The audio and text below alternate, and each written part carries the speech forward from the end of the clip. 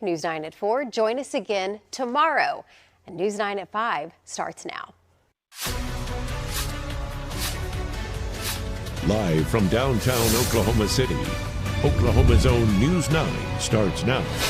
Oklahoma completes its third execution of the year, putting Emmanuel Littlejohn to death this morning. Thanks so much for joining us tonight. I'm Amanda Taylor. And I'm Carl Torp. Littlejohn was convicted for the robbery and murder of an Oklahoma City convenience store owner.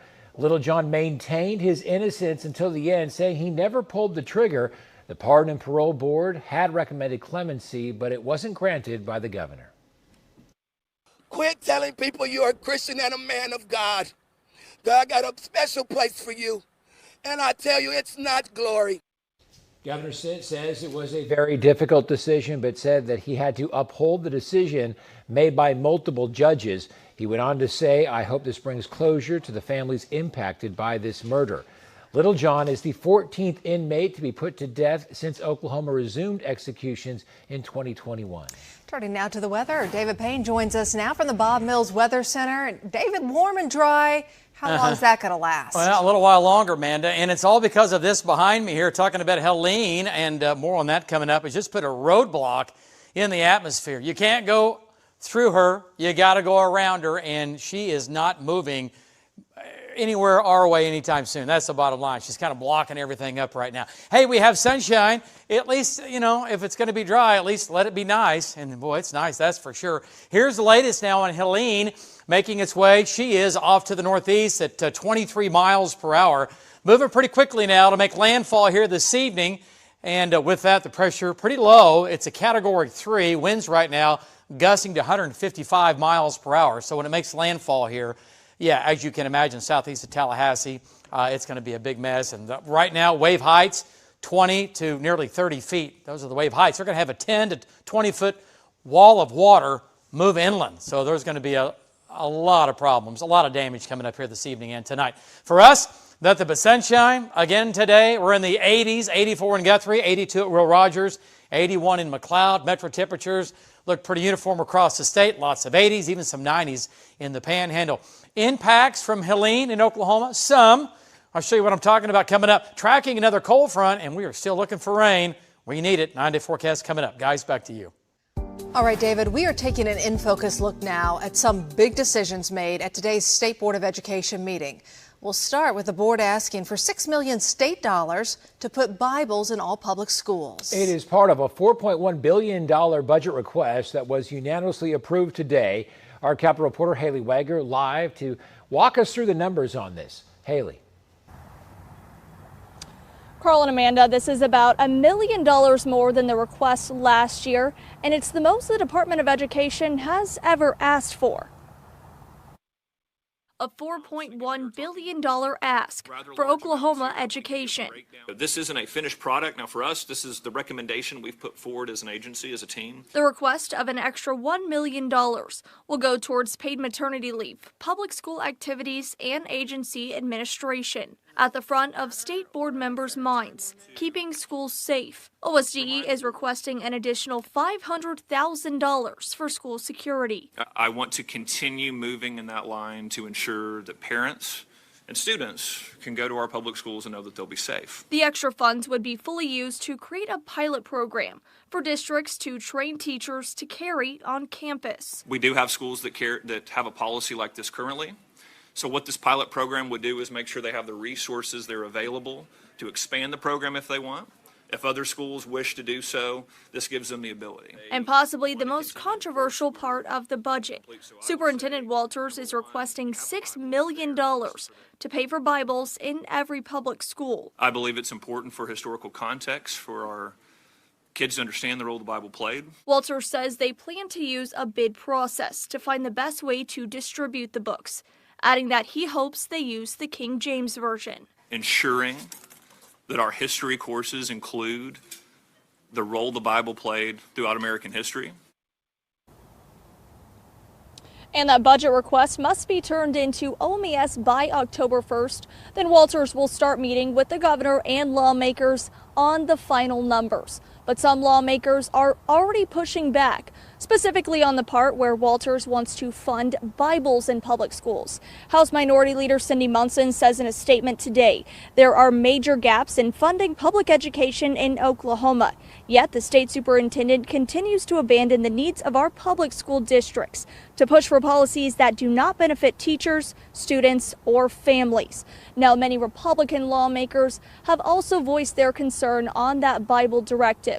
It's something both the House and Senate Education Committees will discuss in next year's session.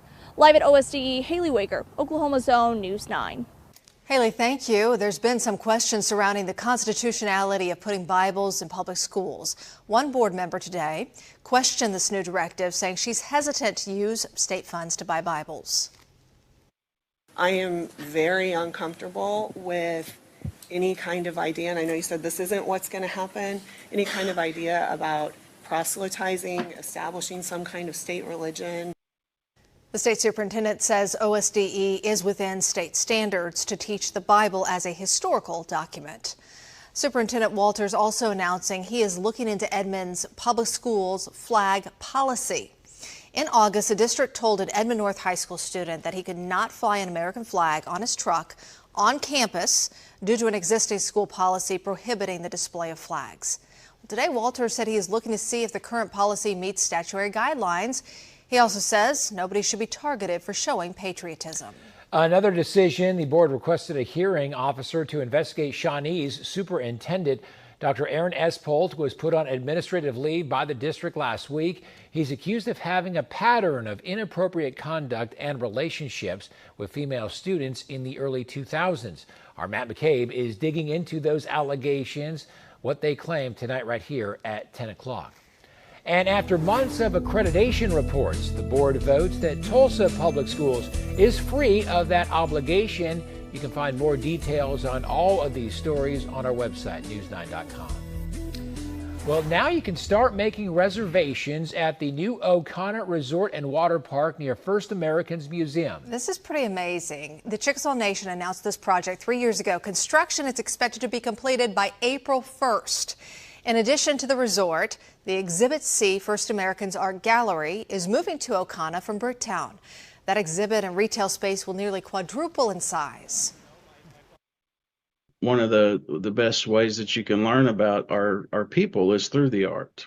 And so, and they also need a place where it can be appreciated and that they can conduct business and sell their art. Because people buy it when they come to our festivals. Tune in tonight right here on News 9 at 6 for a sneak peek inside this world-class resort. You'll see it only on News 9. All right, a big traffic alert in the metro to let you know about. All southbound lanes of I-35 will be closed at I-44 as of 7 o'clock tonight. This is part of an ongoing construction project in the area. ODOT says that all southbound I-35 traffic is going to be detoured to westbound I-44. This closure will last until 6 Friday morning. ODOT says northbound I-35 and eastbound I-44 will remain open. Still ahead here, News 9 at 5 o'clock. Shots fired during a land dispute in Oklahoma City. The charges that have now been filed coming up after the break. Well, once again, Congress has averted a government shutdown by passing a short-term funding measure. I'm Alex Cameron, our Washington Bureau. I'll tell you how the Oklahoma delegation voted coming up.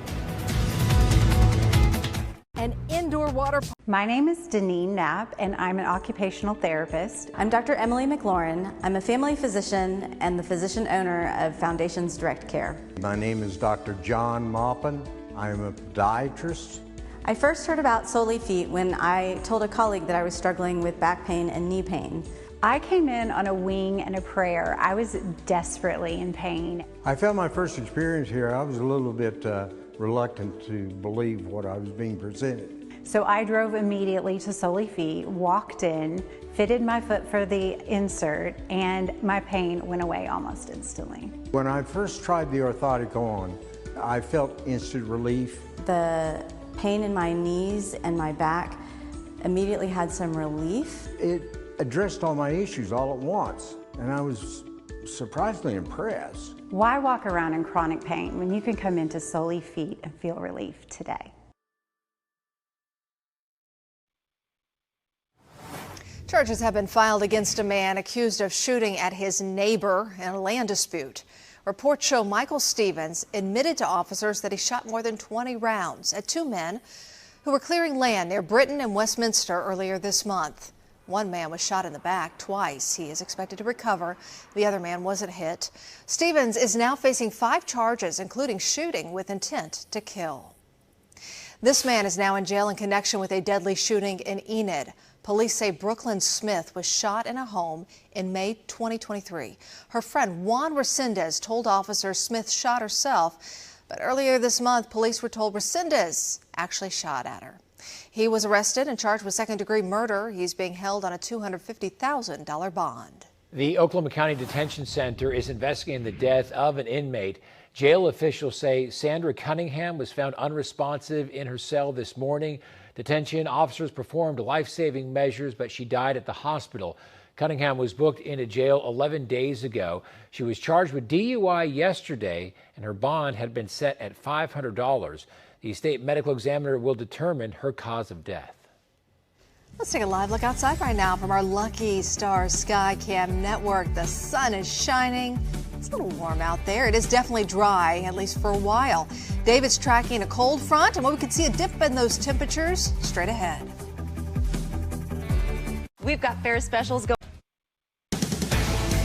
You're watching Oklahoma's own News 9. Members of Congress left Washington today having accomplished their primary task of passing a stopgap funding measure before the end of the fiscal year. So that will keep the government open, but it sets up a high-stakes and contentious lame duck session after the election. Our Washington Bureau Chief, Alex Cameron, has the details. Well, various subsets of lawmakers had different goals for the 3 weeks of session that just ended today, but large majorities of both Democrats and Republicans wanted simply to pass a clean CR to fund the government into mid-December, which is what they did.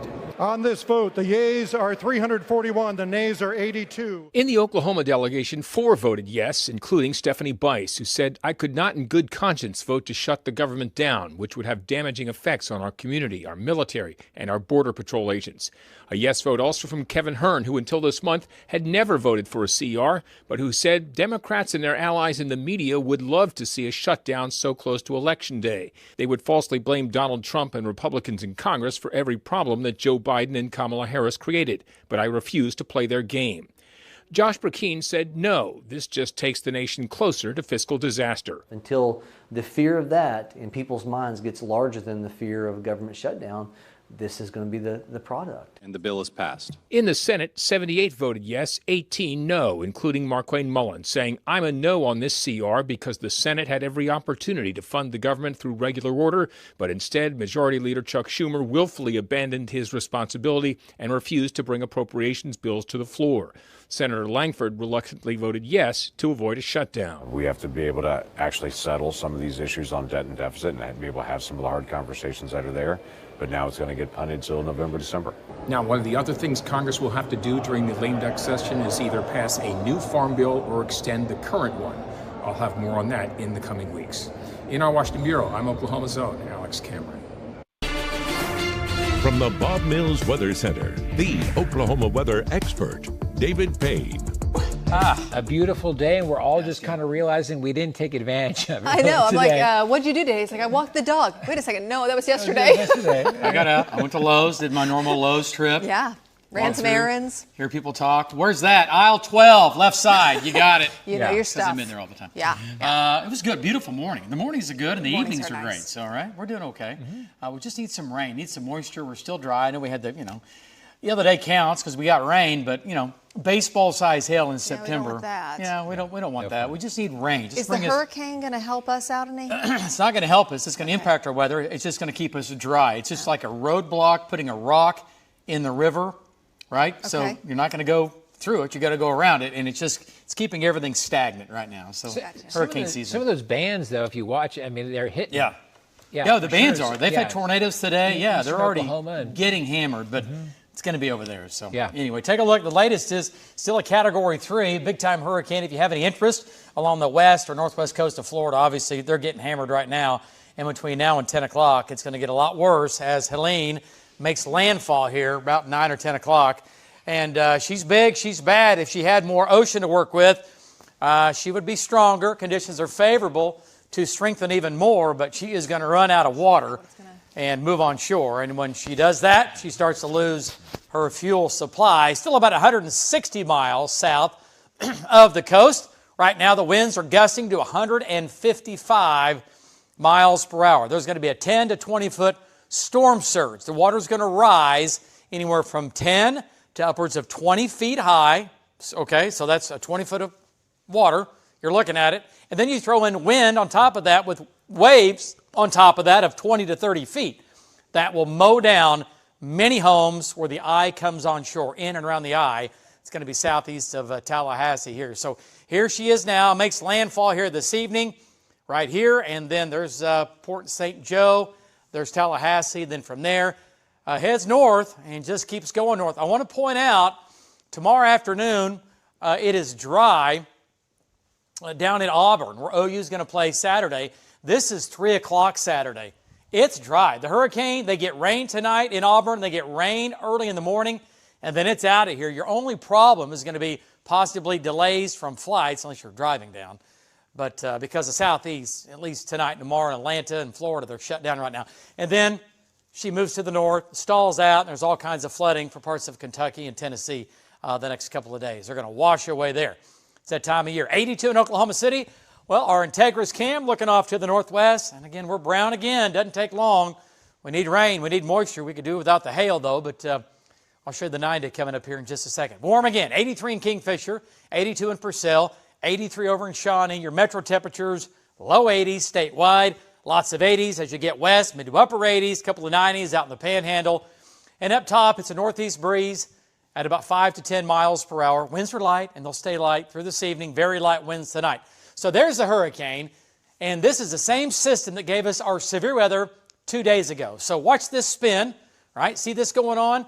The hurricane is going to get pulled in and eaten by that, or they're going to merge, and this thing is going to actually move a little closer to us, but not close enough. So it just blocks everything. It's stagnant. It stays right to our east. So the hurricane goes into it, and all it does is sit and spin for several days. So it can't move, right? It's cut off from the jet stream, and nothing can get through it. So we're left high and dry. And we will bring a cool front in here next week as it finally pulls out and we get some energy coming in from the north. But again, until then, well, nice evenings, nice mornings, warm afternoons, mid to upper 50s tonight, 56 in Guthrie, 57 at Tinker Air Force Base. The rest of us tonight, lots of 50s on the map. We'll have a north breeze. It looks good. And tomorrow, hang on, mid-80s, so not bad. Lots of 80s on the map tomorrow. Could see a couple of sprinkles in far eastern Oklahoma tomorrow. Not a big deal.